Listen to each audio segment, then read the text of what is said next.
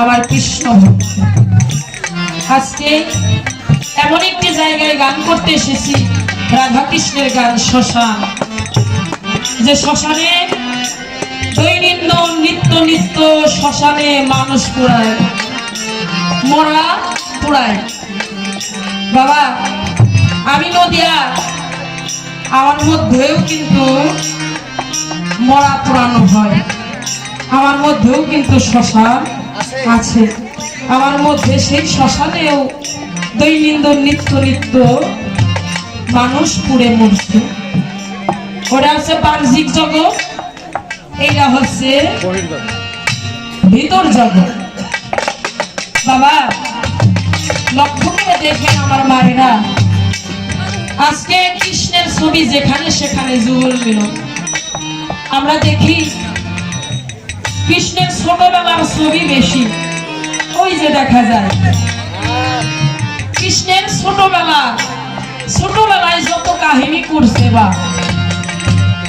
এমন কোন মানুষ নাই যে তাকে জ্বালাই নাই, এমন কোন মানুষ নাই যে তার ঘরের থেকে দধি চুরি করে খাই নাই, লোনি চুরি করে খাই নাই, তাই না বাবা?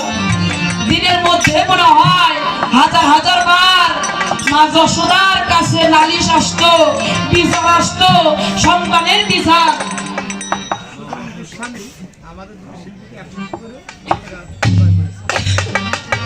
সুজন গোস্বামী দাদা ভাই দুজনকেই 200 টাকার মাধ্যমে আশীর্বাদ করেছে। মা এতক্ষণ আপনারা টাকা পয়সা তুললেন, এখন একটু সকলেই একটু নীরবতা পালন করেন, সেই কৃষ্ণের ধ্যানে, সেই রাধা গোবিন্দের ধ্যানে আপনারা মগ্ন থাকবেন, যেহেতু আজকে বিদায় পুজো, আজকে বিদায়। কত আনন্দ করেছেন এতদিন, ভাত রান্না করে খেয়ে, স্বামী সংসার রেখে গোবিন্দর নাম শুনতে এসেছে, কৃষ্ণের নাম শুনতে এসেছে। আবার 1 বছর পরে এই রঙ্গিলন মেলা কোনো মায়ের ভাগ্যে হইতেও পারে, নাও পারে, কোনো বাবার ভাগ্যে হইতেও পারে, নাও পারে, এটাই হয়তো শেষ হইতে পারে। অনাদিরাদি প্রাণ গোবিন্দ শ্রীকৃষ্ণ মহাপ্রভু যে মাকে এত ভালোবাসতো, আমার মুসলমান ধর্মে মা, আমার হুজুর পাক, আমার নবীজি সাল্লাল্লাহু আলাইহি সাল্লাম, আমাদের মুসলমান ভাইরা যারা আছেন, আমার হুজুর পাক সেই নবীজিও মাকে ভালোবেসেছে, কৃষ্ণ মাকে ভালোবেসেছে। আমার নবীজি যখন মায়ের পেটে ছিল তখন তার বাবা মারা গেছে, 6 বছর বয়সকালে তার মাও মারা গেছে। আমার সেই নবীজি বলেছে, হে আমার উম্মতেরা, তোমাদের উপরে আমি 2টি কাজ রেখে গেলাম, তোমরা দুনিয়া থেকে যেন 2টি কাজ কেউ না করে কবরে আসিও না। সেই 2টি কাজ কি? পিতা এবং মাতার ভোজন। আমার কৃষ্ণের কাছে আমার জানার দরকার, হে কৃষ্ণ তুমি কৃষ্ণ, পিতা মাতার পায়ের বৃদ্ধ আঙ্গুলে চুম্বন দিলে যদি সেটা স্বর্গের চৌকাঠে গিয়ে লাগে, তাহলে তুমি কৃষ্ণ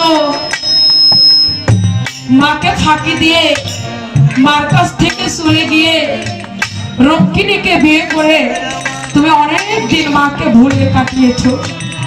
তোমার জন্য কাঁদতে কাঁদতে তোমার মা চোখ অন্ধ করে ফেলেছিল, তার চোখের গোড়ায় ঘাও হয়ে গিয়েছিল।